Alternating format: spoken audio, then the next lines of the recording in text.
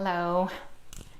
So let's take a moment to arrive and settle in preparation for our time together tonight.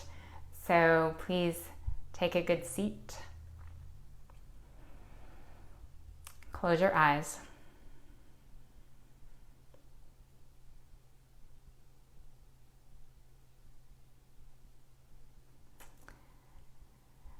And take a moment to drop your attention into your body. Feel the parts of your body that touch something else. So floor, seat, parts of your body that touch other parts of your body.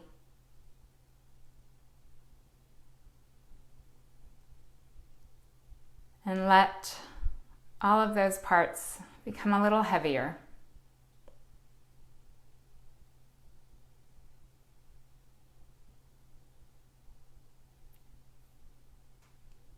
Tune into the movement of the breath. And with the next breath in, lengthen up from the base of the pelvis to the crown of the head.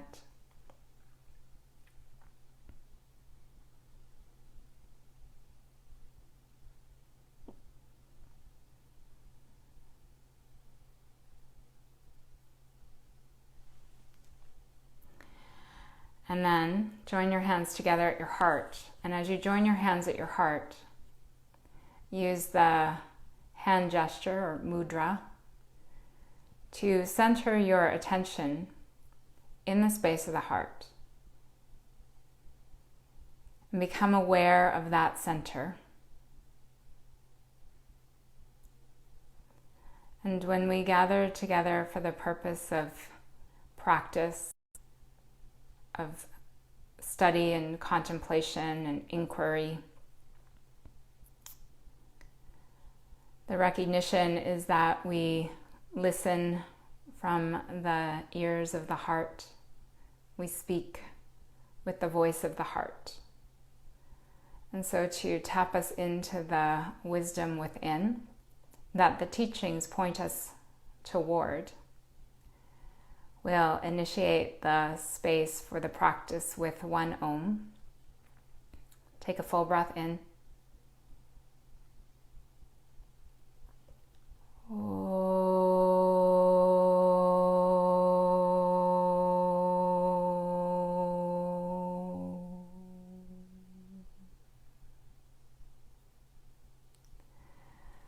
And bow your head over for a moment to your heart. And then release your hands, lift your head, gently open your eyes.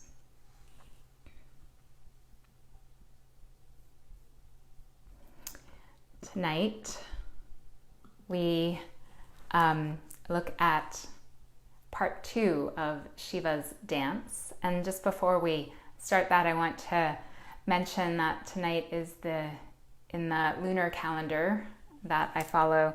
Tonight is the eve of the new moon, which is the 24 hours preceding the new moon. And so it's a very auspicious moment to come together and study and in practice. The tradition, the Tantrik lineage, recognize the eves of the new moons, the full moons, and the crescent, the half moons each month. So not the actual day of the full moon or the new moon, but the eve. So it's just catching the energy as it's rising up. So in Shiva's ecstatic dance, Act 2 is the act of stitihi. And stitihi, translated from the Sanskrit, means maintaining something for a period of time. So this is the force that sustains, preserves, and maintains. In our ocean wave metaphor, this is the wave rising up fully out of the ocean to its complete, full form and its unique presentation. Each wave in the ocean has particular characteristics that define it as an individual entity, momentarily and almost seemingly separate from the ocean out of which it arose. Some waves are taller, some waves take longer to crest and to break, some waves are smaller, barely perceptible ripples even on the surface, and those characteristics and those qualities define the wave, as I said, like an individual, a separate entity. And that is the same for us humans, that as we are molded out of the fabric of the universe as the creative process, what happens as we coalesce into form is we begin to develop preferences, things that we like, things that we don't like. And through our childhood and young adulthood, those preferences harden into more and more concrete characteristics of who we are. So I am this, I am not that.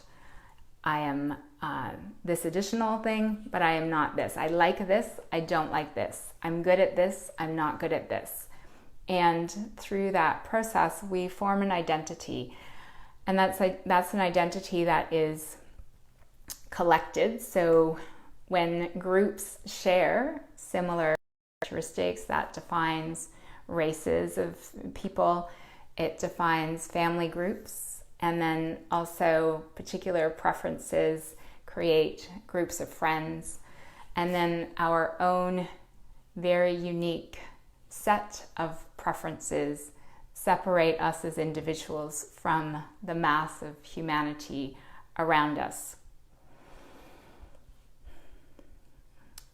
This individuality gets maintained through impressions, kind of like latent residues of all of the experiences and all of these choices that we've made. In Sanskrit, the latent impressions of all of these choices and preferences that we have are called samskaras. And samskara can be broken down into two root words, sam, which means well thought out, and kara, which means an action undertaken. So these are initially well thought out actions that then over time become more and more and more ingrained. So initially, when we make a choice between one thing or another, there's very little laid down to suggest how we make that choice the next time around. But over time, that gets more and more and more ingrained and more and more and more automatic. So I don't like Brussels sprouts. The first time I might try Brussels sprouts and realize I don't like them. The second time I still might taste them. I might have some idea that maybe they're not my favorite thing, but I still try them. The next time again, but over time I settle into this understanding that I don't like Brussels sprouts. And then anytime I'm presented with Brussels sprouts, I just automatically, without really thinking about it, say no. So all of the consequences of those choices over time settle into patterns that are automatic responses or reactions to various stimuli. Some of the samskaras are useful and beneficial, and some less so. Less beneficial are choices that we make automatically, habitually, without thought, that take us away from the understanding of, from a yogic perspective, of who we are ultimately. So we make choices that maintain our sense of individuality and our sense of separateness, our sense of wave, and take us away from the recognition that we are inherently ocean in our nature. Other samskaras are useful or beneficial because they are ingrained patterns of behavior and the collected experiences over time that move us in a useful direction. We can think of the samskaras as like grooves or ruts that a wheel moves into easily. So every time we've made a choice, we've created a groove or a rut that over time the wheel automatically moves in. And so if the rut that we're creating moves us along a path that is useful, we can just slide right into that and move along. If that is not useful, then we have to struggle to move the wheel out of that well-worn rut that it slides into automatically. The way that we do that is through discipline. All the spiritual traditions talk in some way about discipline. And the root of discipline, the root word of discipline in the Latin root, it means pupil. And disciple and discipline have the same root. So a disciple is a pupil or a student who's following a particular path or a particular set of teachings. And discipline refers to the effort needed for that pupil to stay on that path, following those teachings and moving in that direction. So each time we shift into an unconscious and ingrained response to stimuli based on past choices, and if that choice is ultimately no longer beneficial, it takes quite a bit of effort, as I said, to move the wheel out of its usual track and to begin to carve a new wheel. So that discipline is the effort that it takes to create a new groove for us to slide into.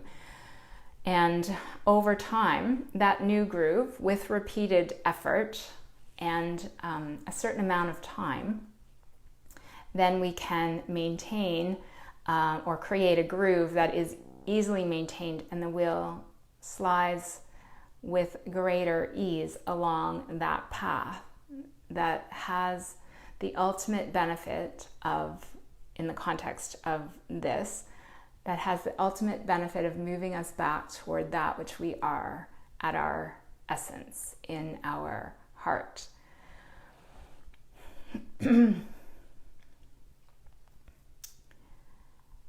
The challenge through that process is in part that we're constantly met with what looks like difference. When we look around the world, we see countless arrays of objects, of other humans and of the natural world and the constructed world that are filled with what looks like, to our mind, entities that are completely different from what we are. And that sets up the view of us and them. Here I am, separate from you. Here is my group, separate from this group. Here I am, different from a tree, different from an animal, different even from a building. And that us or them, and that sense of difference creates the experience of aloneness, of separation, and of disconnection. So the wave, when it's full form and its peak, it is not necessarily attuned to, it's disconnected from and feels separate from the ocean, of which it is inherently a part. But in that process of rising up into form and of being an individual wave, it loses that connection to the ocean. And so as we look at the difference in the world around us, we can feel very alone and separate. The image of Shiva that we're working with, the Shiva frozen for a moment in his wild, ecstatic dance, represents this act of the dance, portion of the dance, with his bottom right arm, which he is holding in a gesture, a hand gesture called a mudra, that is the hand up, palm forward, and the palm soft. And it's a gesture, it's called Abhaya Mudra. It's a gesture of fearlessness. So it's an interesting question of what is it about maintenance, preservation, sustaining something over time that requires this gesture of fearlessness. And there are two answers to that question that I'd like us to consider now, based on what we've already been talking about. So if we see that array of objects and of other beings that are seemingly separate and different from us, and we end up feeling disconnected and alone, one of the consequences of that is often some sense of fear that the state of aloneness and the state of separation engenders a certain amount of fear, because we're not, we don't feel the same as what we see in the world around us. And so to overcome that, we need a great deal of courage. We need to embrace fearlessness, to transcend the apparent difference. Interestingly enough, genetics has shown that the portion of our DNA code that makes up the individual differences that we see in people, so different sizes, different colors, different behaviors, different characteristics, physical and other characteristics, that difference accounts for a very small portion of our genetic code. So it's something like 3 or maybe 4%. I don't remember the exact number, but basically what that's saying is we are mostly the same, and we are very slightly different from each other. And yet the difference is what's visible and what's easy to get distracted by, and easy to for our mind to perceive as difference and therefore separation. So the process of recognizing the superficiality of the separateness, and that's this tradition, the non-dual Tantrik tradition, says that that's not just separation and superficial difference from humans, but that it's ultimately, there's a superficial difference from our connection with everything that we see, that everything that we encounter in the world is made up of the same substance, the ocean, molded into separate and what seems to be completely different waves. And so we need a certain amount of fearlessness to transcend that apparent difference and to search out the sameness and that find the similarity between not just us as various humans, but also us and the world around us. And that ability to really feel into the sense of oneness means giving up our sense of separateness. And sometimes that can be quite scary because we believe in the necessity of our separateness, of our unique set of characteristics and preferences that make us up. And those feel much more significant than the idea that we are inherently the same. The other possible reason that Shiva's using this gesture to represent this particular aspect of his dance is that each time we shift from that automatic pilot that sets up a series of responses and reactions that are automatic to stimuli that we've experienced before in our lives, that when we shift away from that automatic response, we're moving into a new territory. We're testing a world that is not comfortable or not reassuring or just not what we're used to. And that takes a certain amount of courage. And while this is, a very kind of insignificant example, if I've decided that I don't like Brussels sprouts and I've ingrained that into my sense of self, I am a self who does not like Brussels sprouts.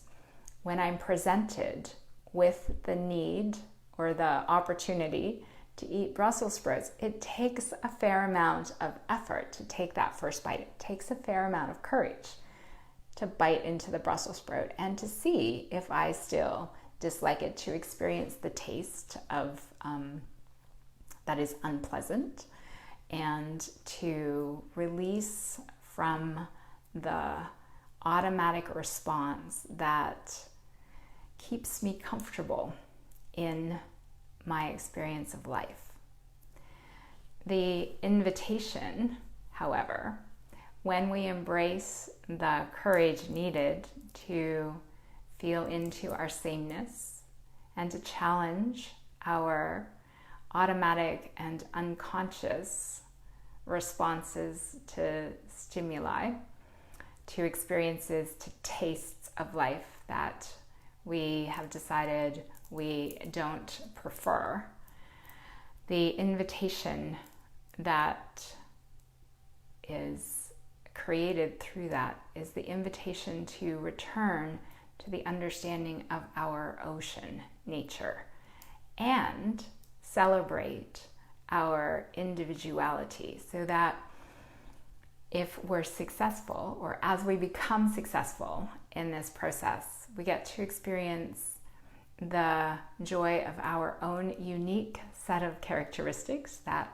form us into a distinct entity, and at the same time recognize our inherent sameness, the ocean from which we are formed. And that's what this act of the dance is suggesting.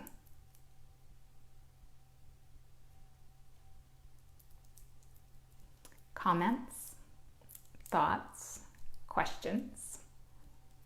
Either on Facebook, you could type them in, or on Zoom, you could unmute yourself and ask a question. Virginie? Hi. Hi. I'm interested in the interplay between the process of samskara that you described and the role of discernment.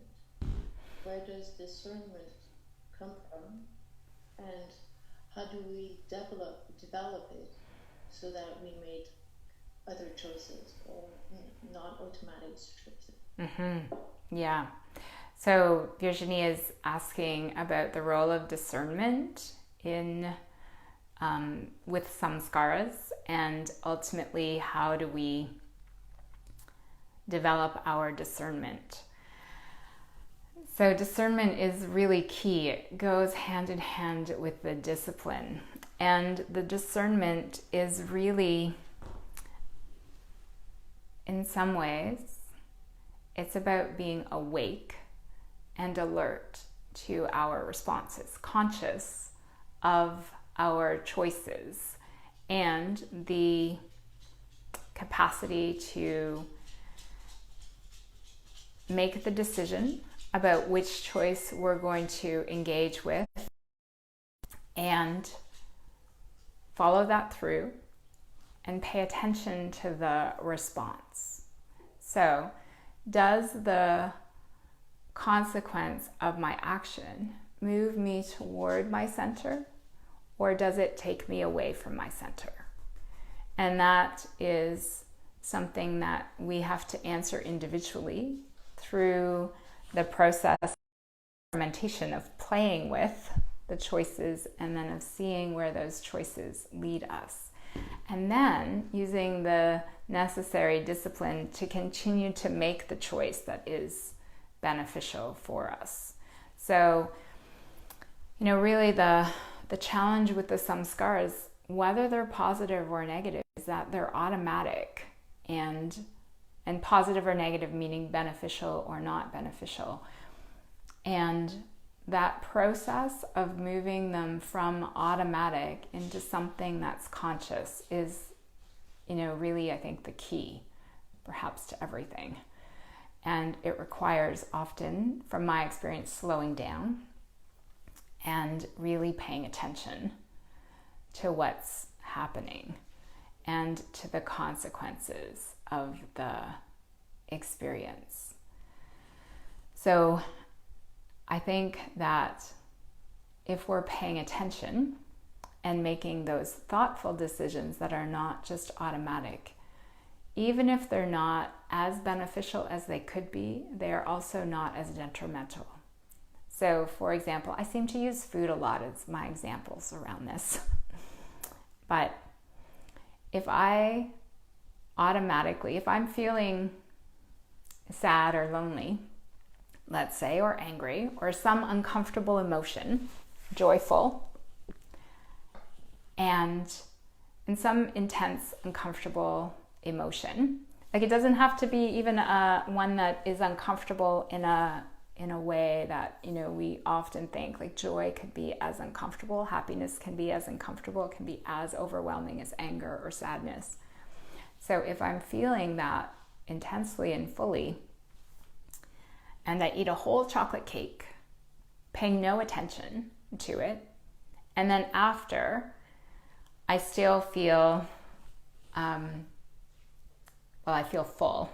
Perhaps I feel a little nauseous, but I haven't adequately acknowledged that I was feeling sad or joyful or unhappy or whatever it was that was motivating me to eat the entire chocolate cake. Then there's no benefit to that process. If, however, I'm feeling lonely or sad or angry or joyful or happy or celebratory, and I decide I'm going to celebrate this, or I'm going to choose to eat an entire chocolate cake, tasting every bite and being in the experience, then I believe it has a different impact in terms of the residue or the impression that's laid down, because it's a conscious, active choice and not something that is unconscious and automatic. And so the discernment then over time comes, well, is that the best way that I want to manage this feeling or celebrate this feeling or allow this feeling to move through me? But first, I really have to be aware of the choice and make the choice with full consciousness. Does that answer the question? I feel like maybe I went off track a little bit. Yes. Yeah, okay. No, that's the question. Thank you. Great, thanks. other thoughts or comments?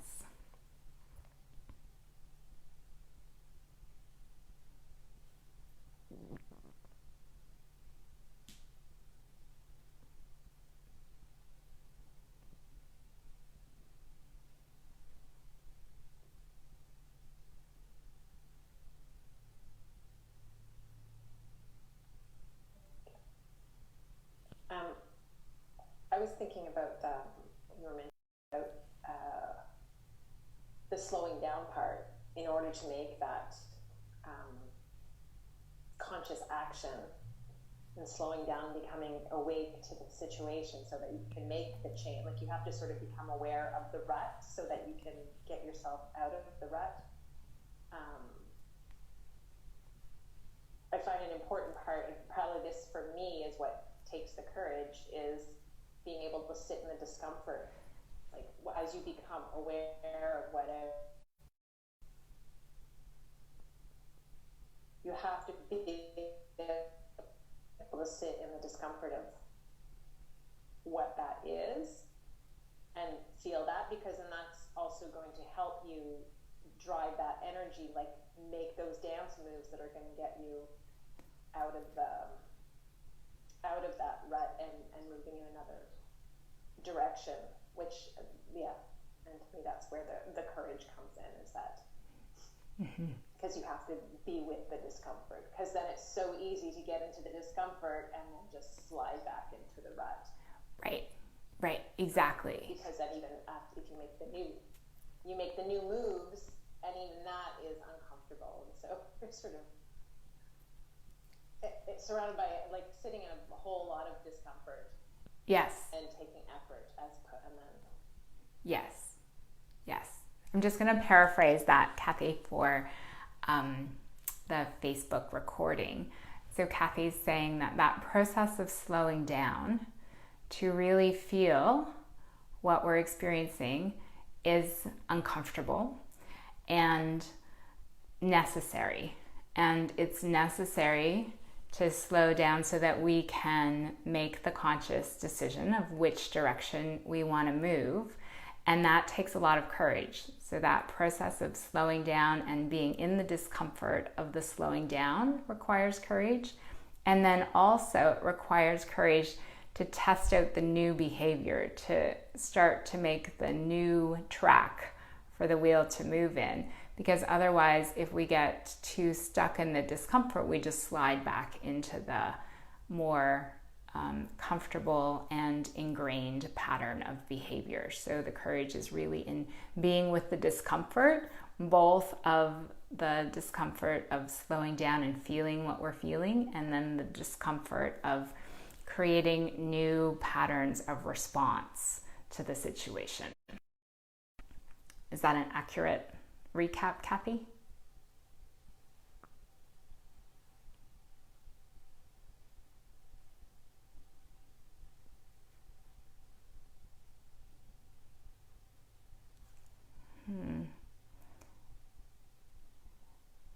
Possibly my internet has frozen there. No, okay. Yeah, good. Liddy, thank you, Kathy, for that share. Liddy?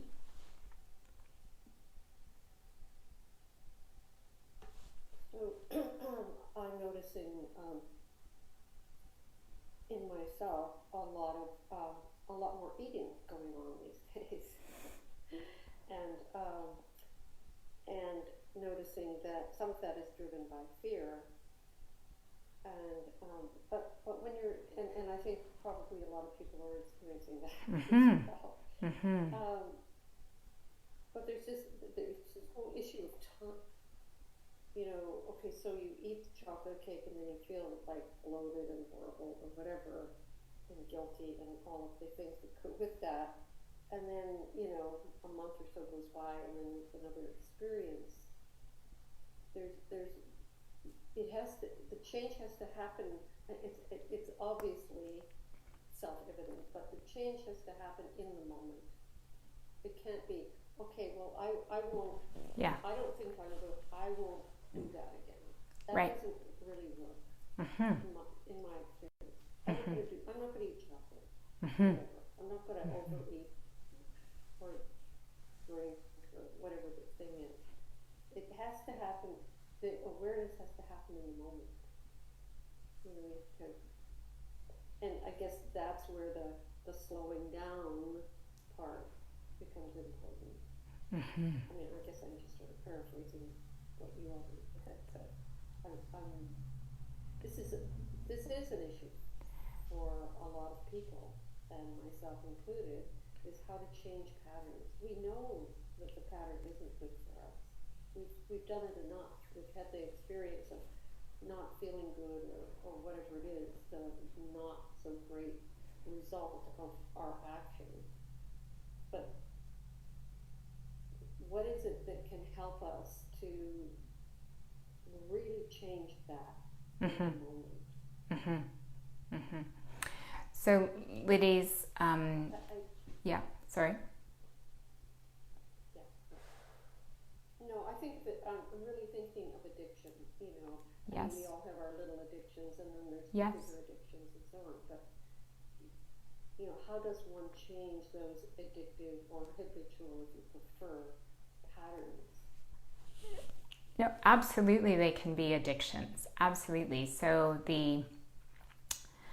so Liddy's talking about that element of time with this, that, often if we're doing a behavior that we find, that we know isn't beneficial for us, any change has to happen in the moment. It can't be future oriented. We can't say something like, well, next month I'm not going to do this, or I'm never going to eat chocolate again.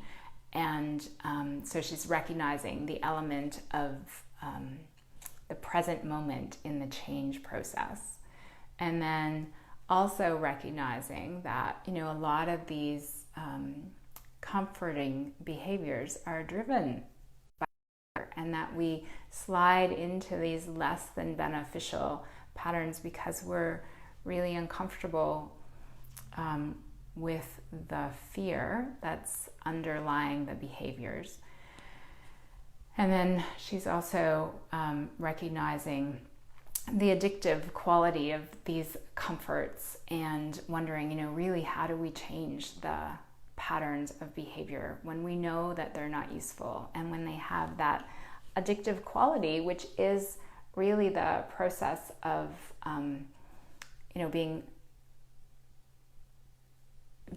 having habituated responses that are very ingrained, and the desire to avoid discomfort and fear.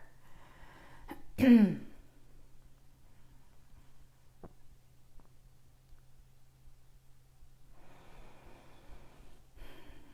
I think in many ways that you answered that question with what you already said, and that's, really exploring what's happening in this moment, and that behaviors are addictive only when they move us away from feeling. So we can take any behavior and it can be non-beneficial or beneficial depending on how we engage with it and how we use it over time. So, an hour of Netflix is different than 10 hours of Netflix in a day. And it's the constant checking in. It's really about the commitment and the discipline to be really present with the experience in the moment-to-moment unfolding of it. So I sit down and I eat a piece of chocolate cake, or I watch an hour of Netflix. I feel great. I'm like, wow, that was really satisfying. It gave me the reprieve, and it was comforting, and it was really lovely. And then what happens is I slide away from being conscious. I fall into that well-worn groove of automatic response. And the next show in the Netflix series flips over, I just watch it. And then I'm like, I don't feel quite as good as I did after just the 1 hour, or I have that second piece of chocolate cake, and it becomes over time, even a short period of time, an automatic response, and I stop feeling how it's making me feel. I avoid the consequences to those decisions. I avoid really probing into the question of, do I want this second piece of chocolate cake? Do I want to watch this second hour of Netflix? I avoid it and I move automatically into continuing the cycle, because I think that the second round is going to give me the same experience as the first, and it might not. There was a great mindfulness teaching that I think is from, who's the big mindfulness guy? Jon Kabat-Zinn. And he talks about eating something like one of your favorite foods and really exploring each bite. He said the 2 bites that are really satisfying, the first bite and the last bite. And all the bites in between, not very satisfying. So it's that level of attention, that level of awakeness, that level of consciousness that we bring to each bite. And we check in, okay, was that bite satisfying? Was the next bite satisfying? And over time, if it's like the second hour of Netflix, not as satisfying as the first. Oh, the third hour? Definitely not as satisfying. The 9th hour? I'm not paying any attention anymore at all. Or same with chocolate cake. So it's the constant commitment to presence and the discipline that requires and the courage that it takes to feel what we're feeling in each of those present moments.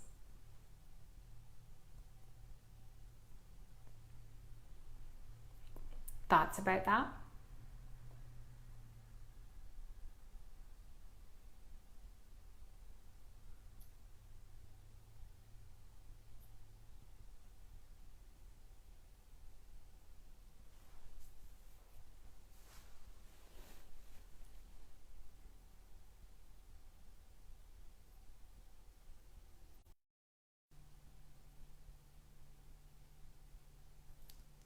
Other comments or questions before we practice?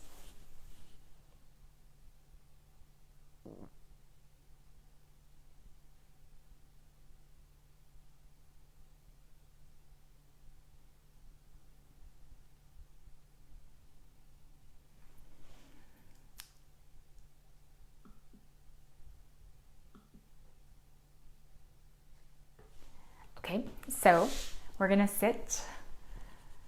We'll sit perhaps for a little shorter time tonight, since we ended up talking a little bit more than usual. So please adjust your seat. Make sure you're sitting in a way that is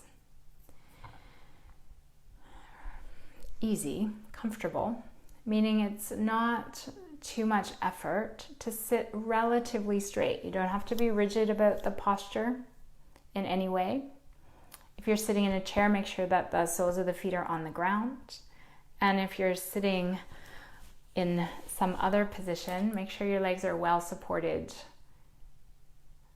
with support props underneath your knees as needed.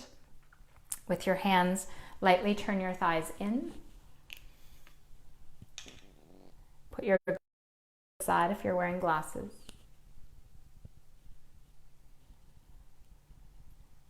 And close your eyes.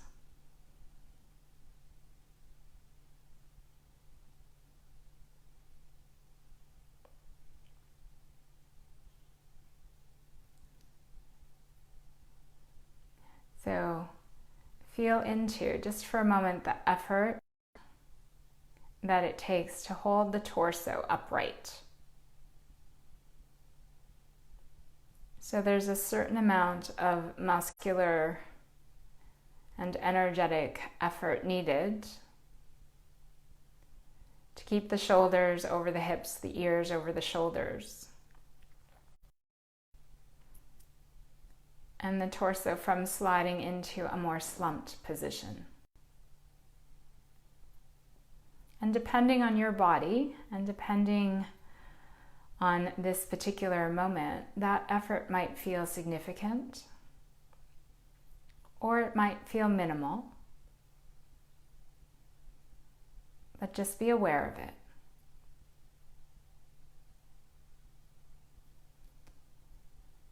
Maintaining the uprightness of the torso.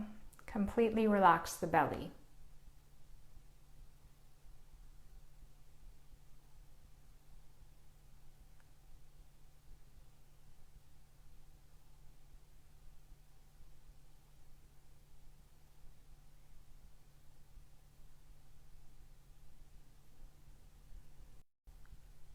Separate the back teeth so that the hinge of the jaw relaxes. And as a consequence, the inner ears soften.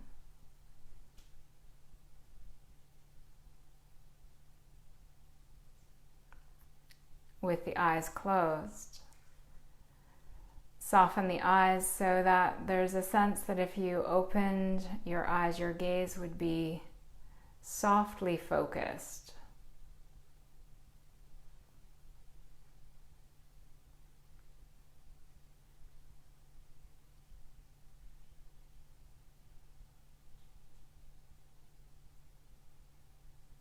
Become aware of the breath.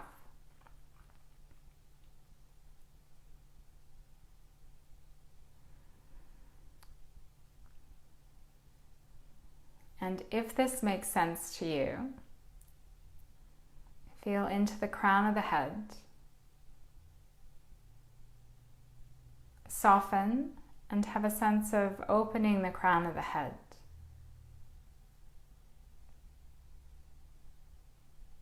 And then as you inhale, imagine the breath or feel the breath coming into the body at the crown of the head and moving down into the center of you.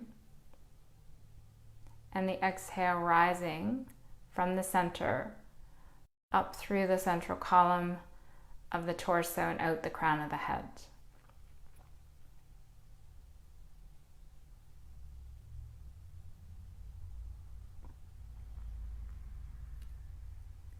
So continue to visualize this movement of the breath. Feel the breath in, coming from above the crown of the head, through the crown of the head, and descending into the center of the heart. Feel the exhale rising from the center of the heart, up and out the crown of the head.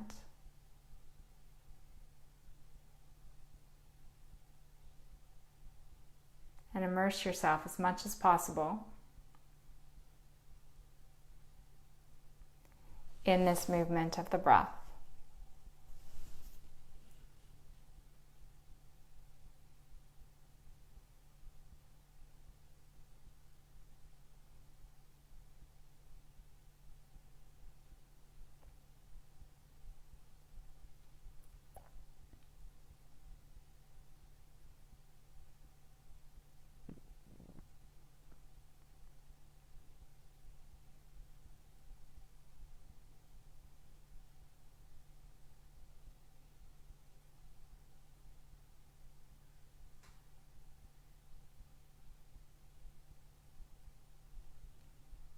Recognize that with each inhale, you are coming into your full form, your unique individual wave on the surface of the ocean. And let each exhalation remind you that you are a part of the infinite ocean around you.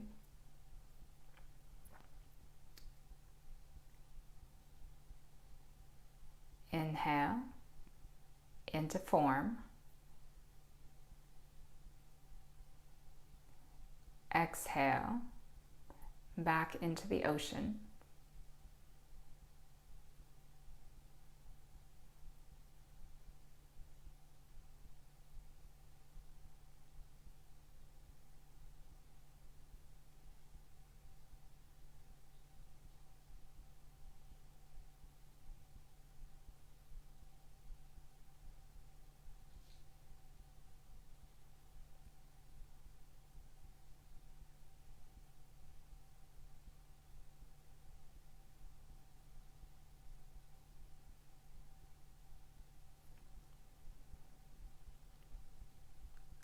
Follow your next breath in, down to the center of you, and become aware of that space where the breath in ends and the breath out begins.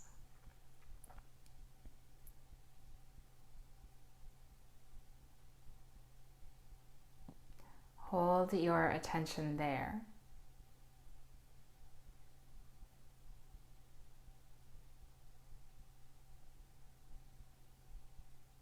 And tune into the awareness of that space in the center of you.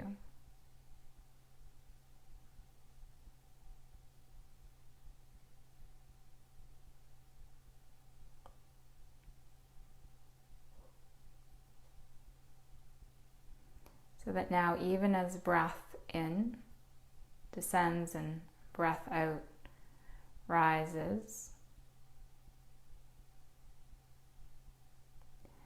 your attention is anchored in the center of your heart.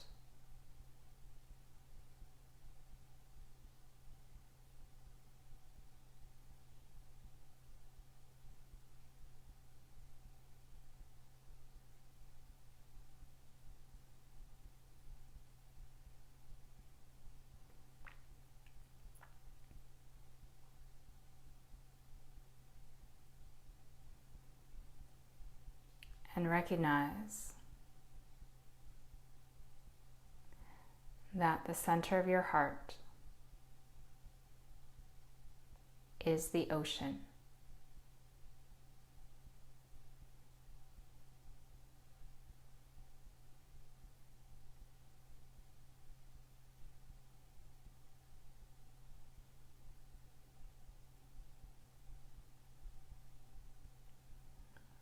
Imagine this space in the center of you expanding outward in all directions.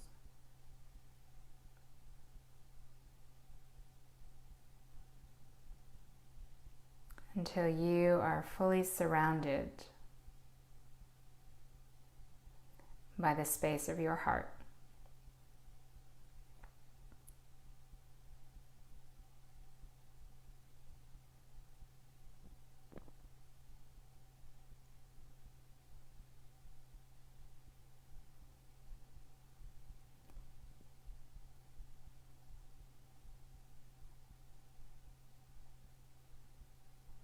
And imagine or feel, even just for a moment,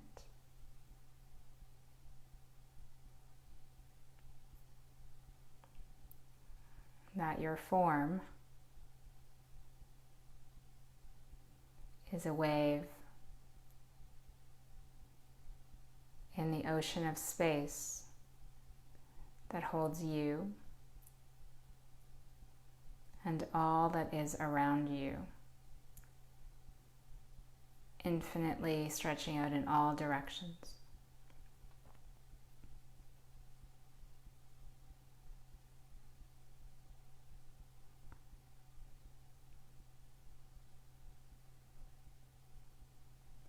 Let yourself melt into that ocean and rest there.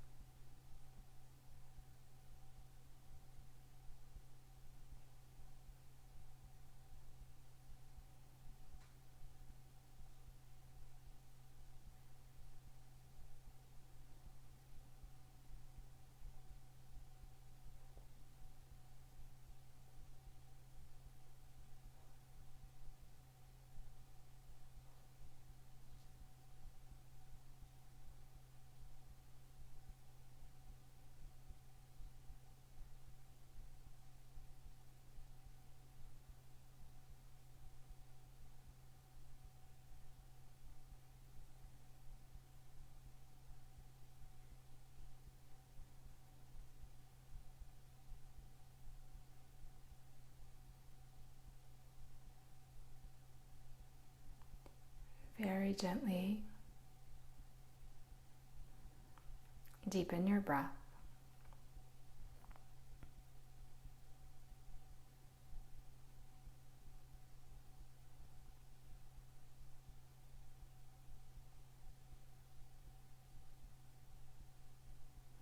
Feel into your body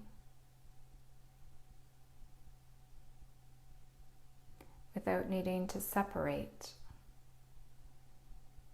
you from the space around you.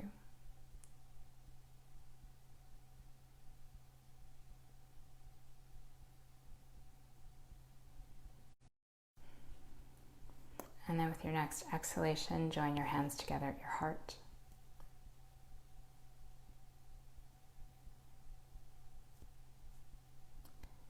And together we'll sound Om once to close the practice. Take a breath in.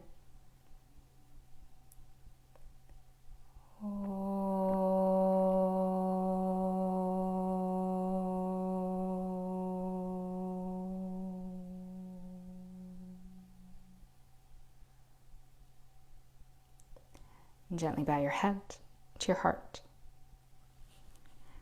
Release your hands. Lift your head. Gently open your eyes. Thank you so much.